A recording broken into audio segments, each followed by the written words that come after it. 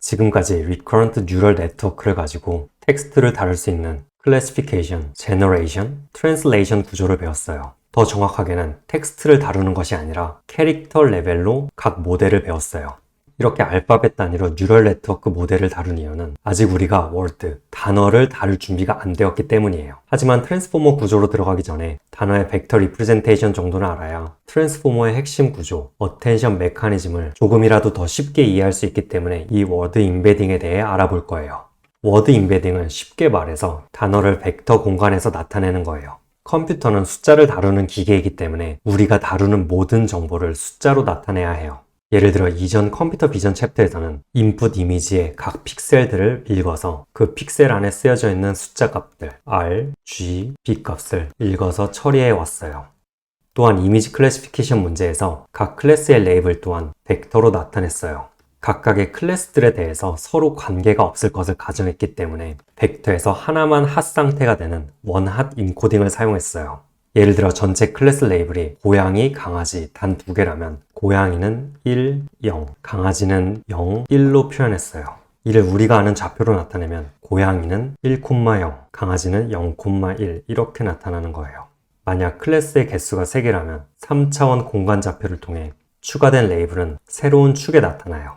여기서 더 나아가서 클래스의 개수가 1000개라면 우리가 아는 원핫 인코딩은 이런 식으로 나타낼 거예요. 강아지 또한 이렇게 1000개의 숫자가 들어있는 벡터로 나타낼 수 있어요. 1000개의 차원은 공간 좌표상의 비주얼라이제이션을 할 수 없지만 이 벡터들은 분명히 높은 차원의 공간에서 위치를 차지하고 있어요.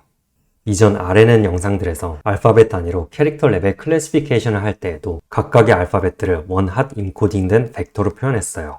A는 이런 식, B는 이러한 벡터로 표현하는 거죠. 하지만 이제 우리는 A부터 G까지 있는 제한된 수의 알파벳을 벡터로 표현하는 것이 아니라 단어들을 벡터상에 표현해야 해요. 예를 들어 사과나 바나나와 같은 단어를 벡터 공간 안에 표현한다면 가장 쉬운 방법은 우리가 아는 벡터 리프레젠테이션, 원핫 인코딩을 사용하는 거예요. 하지만 이런 방법은 분명히 문제가 있어요. 사전에 있는 모든 단어를 원핫 인코딩 해야 해요. 사전에 단어가 10만 개가 있다면 각 단어는 10만 개의 차원을 가지고 첫 단어부터 하나씩 원핫 인코딩을 하는 거죠. 직관적으로 보기에도 단어 하나당 10만 차원을 할당하고 나머지는 0으로 두는 것은 너무 많은 컴퓨터 자원을 소모해요. 또한 이 원핫 인코딩은 단어들 간의 관계를 전부 무시해요. 사과와 바나나는 같은 과일이라는 공통 분모가 존재해요. 이 두 단어를 2차원 공간 안에 표현시키면 같은 과일의 범주 안에 있기 때문에 가까운 공간 안에 표현돼야 할 거예요. 이와 비슷하게 자동차, 비행기, 기차와 같은 단어는 모두 탈 것의 범주 안에 들어가기 때문에 비슷한 벡터 표현을 가져야 해요. 참고로 여기서는 쉬운 설명을 위해서 2개의 차원만 사용하였는데 우리가 아는 GPT-3 같은 경우는 12,000개 정도의 차원을 사용해요.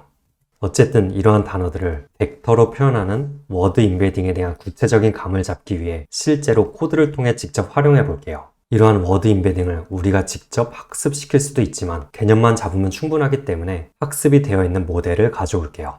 워드 임베딩을 표현할 수 있는 많은 라이브러리 중에서 이 젠심이 가장 간단하고 편할 거예요.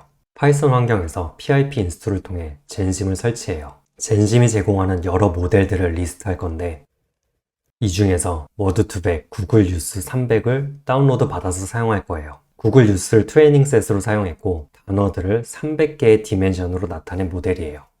이를 다운로드 받아서 고양이와 가장 가까이 있는 단어를 찾아볼 거예요. 고양이와 가장 가까운 단어는 cat, 그 다음 강아지가 있어요. 그러니까 이를 그림으로 나타내면 300개의 벡터로 표현될 수 있는 공간에서 고양이와 가장 가까운 단어는 cat와 강아지가 있어요. 또한 왼쪽 코드와 같이 여러 가지 벡터를 더하고 빼는 것도 가능해요. 예를 들어 코드의 첫 번째 줄 같은 경우는 father 벡터, man 벡터, woman 벡터가 주어졌어요. father라는 벡터에서 여자를 더하고 남자를 뺀 건데 여자 마이너스 남자 벡터는 이렇게 표현 가능해요.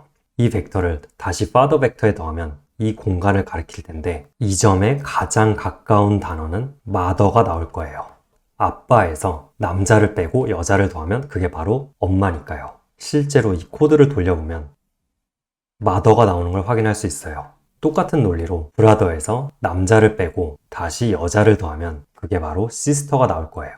두 번째 예제도 있어요. 소주에서 코리아를 빼고 멕시코를 넣는다면, 혹은 소주에서 코리아를 빼고 러시아를 넣는다면 그 값은 실행시켜보면 멕시코 방향으로는 데킬라, 러시아 방향 벡터로는 보드카가 나와요.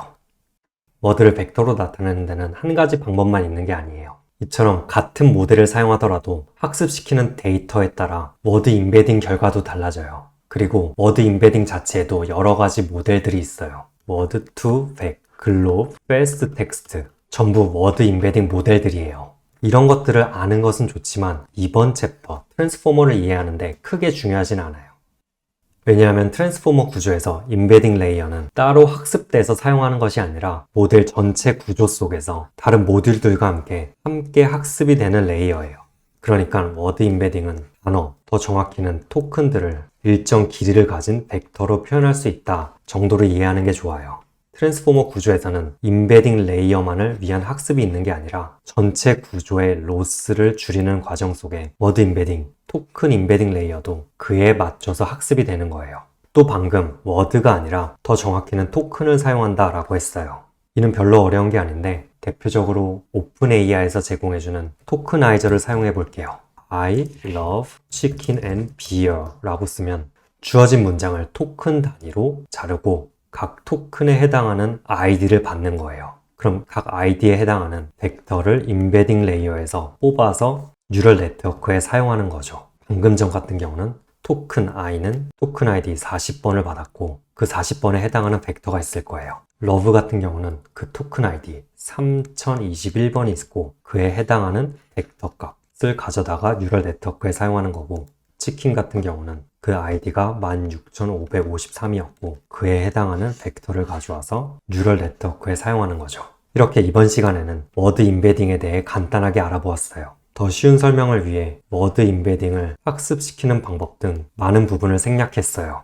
결론만 말해서 이번 워드 임베딩 영상을 통해서는 단어, 더 정확히는 토큰들이 일정 디멘션 안에 벡터로 표현될 수 있다 정도만 알고 계시면 충분해요. 이 정도만 알면 이어서 배울 트랜스포머, 어텐션 메커니즘에서의 쿼리, 키, 밸류 이런 것들이 어떻게 처리되는지 별 어려움 없이 이해할 수 있을 거예요. 그럼 트랜스포머만을 위한 워드 임베딩 여기서 마무리하고 바로 다음 영상에서 뵐게요.